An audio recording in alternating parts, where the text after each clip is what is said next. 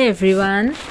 welcome back to my channel Wasba Asiana. আজি এটা সৰু সিম্পল ভিডিও লৈ আপোনালোকৰ আগলে আহিছো কেনেকে আমি সহজতে স্ক্ৰেপ বুক বনাব পাৰো স্কুল প্ৰজেক্টৰ বাবে তাৰে এটা সৰু আইডিয়া এটা দিৱা এটা লৈ আহিছো আপোনালোকৰ আগলে আশা কৰো আপোনালোকে নিশ্চয় চাই পেলাই ভাল পাব তাকে চাওকচোন আৰু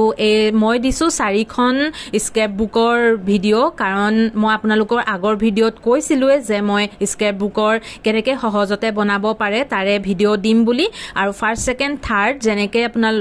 তেনেকে আছে গুটেই কিখন